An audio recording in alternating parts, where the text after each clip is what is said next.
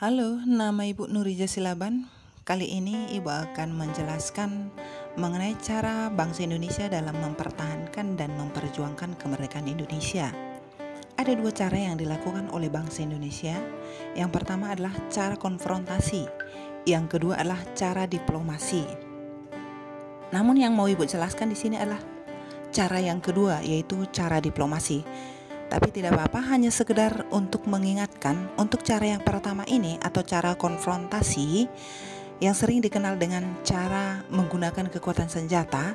Seperti yang terlihat dalam gambar di bawah ini, ada beberapa cara yang dilakukan oleh bangsa Indonesia di berbagai daerah, seperti peristiwa Surabaya, peristiwa Medan Area, peristiwa Bandung Lautan Api, peristiwa Merah Putih, peristiwa Ambarawa, dan peristiwa-peristiwa lainnya di berbagai daerah. Baik, langsung saja kita bahas mengenai cara diplomasi atau yang dikenal dengan cara melakukan perjanjian. Ya, dalam perjanjian ini ada beberapa tahap yang dilakukan oleh bangsa Indonesia dengan bangsa Belanda, seperti perundingan-perundingan awal, perundingan Linggarjati, perundingan Renville, perundingan Rumroyen, konferensi meja bundar. Ya, untuk perundingan-perundingan awal ini, bangsa Indonesia dan bangsa Belanda melakukan perundingan sekitar tanggal 10 Februari tahun 1946, di mana pada waktu itu pihak Belanda mengusulkan bahwa Indonesia akan dijadikan sebagai negara persemakmuran Belanda. Dan masalah dalam negeri itu nanti akan diurus oleh bangsa Indonesia, sementara masalah luar negeri akan diurus oleh pihak Belanda. Usulan Belanda ini ditolak oleh bangsa Indonesia, sehingga perundingan awal ini mengalami kegagalan. Kemudian dilanjutkan lagi dengan perundingan yang berikutnya yang dilakukan sekitar tanggal 14 sampai 24 April tahun 1946, di mana pada waktu itu pihak Belanda mengusulkan bahwa mereka atau Belanda itu mengakui Indonesia secara de facto atas Pulau Jawa dan Madura. Lagi-lagi usulan daripada Belanda ini ditolak oleh bangsa Indonesia, sehingga perundingan ini mengalami kegagalan. Kemudian sekitar tanggal 7 Oktober tahun 1946 terjadi lagi perundingan berikutnya, di mana dalam perundingan itu pihak Belanda dan bangsa Indonesia melakukan gencatan senjata. Kemudian Belanda dan Indonesia membentuk komisi bersama gencatan senjata dan segera mengadakan perundingan. Makanya sekitar tanggal 15 November tahun 1946 pihak Belanda dan bangsa Indonesia melakukan perundingan yang dikenal dengan perundingan Linggarjati. Dalam perundingan Linggarjati ini ada beberapa hal yang mereka sepakati, yaitu Belanda mengakui Indonesia secara de facto atas Pulau Sumatera, Jawa, dan Madura. Republik Indonesia dan Belanda membentuk Republik Indonesia Serikat. Republik Indonesia Serikat dan Belanda membentuk Uni Indonesia Belanda yang diketuai oleh Ratu Juliana dari Belanda. Dapat kita lihat di peta di sampingnya, di sana jelas warna merah itu merupakan wilayah Republik Indonesia. Sementara warna kuning itu merupakan negara Indonesia Timur. Dan warna biru merupakan Republik Indonesia Serikat. Ya, dalam perundingan Linggarjati ini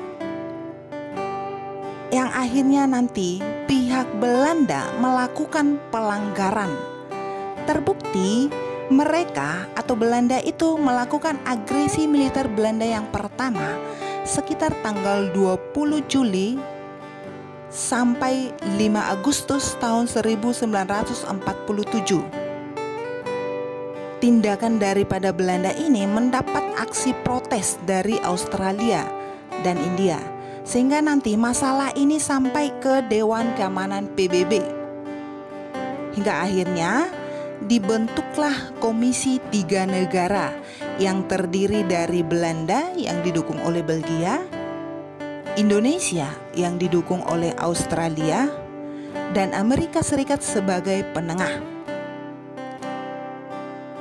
Akhir dari Komisi Tiga Negara ini disepakatilah Perundingan Renville. Perundingan Renville terjadi sekitar tanggal 8 Desember 1947 dengan melahirkan beberapa kesepakatan penting, yaitu gencatan senjata akan segera dilakukan oleh Indonesia dan Belanda. Republik Indonesia menjadi bagian dari Republik Indonesia Serikat. Dibentuknya suatu negara federasi. Nampak terlihat dari peta di sampingnya. Coba kita perhatikan. Di peta tersebut warna merah itu merupakan wilayah Republik Indonesia, sementara warna biru itu merupakan wilayah Belanda. Nah, sedikit kita sorot dulu ke Pulau Jawa. Di Pulau Jawa warna biru, tepatnya di Jakarta, ibu kota Indonesia, itu berhasil dikuasai oleh pemerintahan Belanda. Dengan demikian, pihak Indonesia mengambil alternatif memindahkan ibu kota dari Jakarta ke Yogyakarta. Ya, dalam perundingan tersebut, lagi-lagi pihak Belanda melakukan bentuk pelanggaran. Terbukti, Belanda melakukan agresi militer Belanda yang kedua sekitar tanggal 19 Desember 1948. Dalam agresi itu, pihak Belanda berhasil menyerang Yogyakarta dan melakukan penangkapan kepada tokoh-tokoh penting Indonesia. Misalnya Muhammad Hatta, Sultan Syahrir, Soekarno, dan lain sebagainya.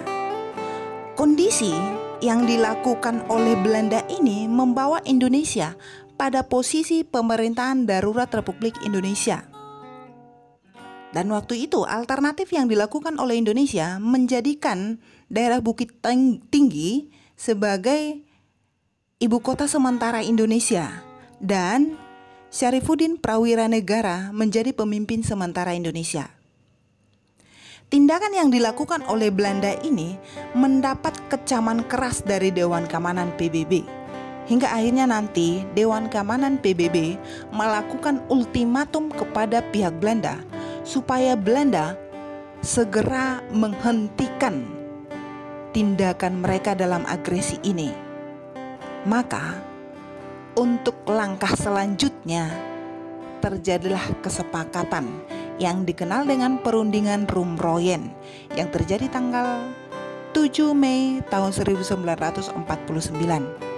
Dalam Perundingan Rumroyen ini ada beberapa kesepakatan penting yang dilakukan oleh pemerintahan Indonesia dengan Belanda, yaitu yang pertama, Belanda meninggalkan ibu kota Republik Indonesia Yogyakarta.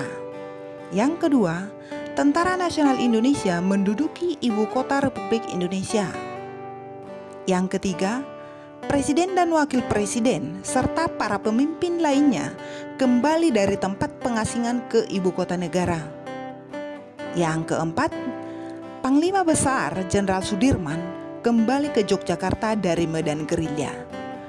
Yang kelima, pemerintahan darurat Republik Indonesia mengembalikan mandatnya kepada pemerintah Republik di Yogyakarta.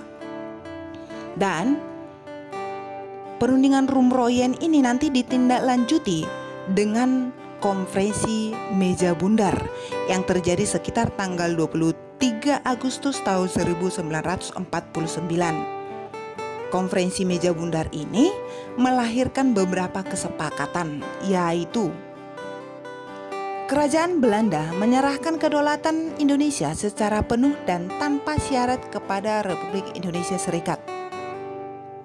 Masalah Irian Barat ditunda dan akan dibahas 1 tahun kemudian setelah terjadinya penyerahan kedaulatan. Akan dibentuk Uni Indonesia Belanda berdasarkan kerjasama sukarela dan sederajat. Artinya di sini tidak ada lagi paksaan. Kapal-kapal Belanda akan ditarik dari Indonesia.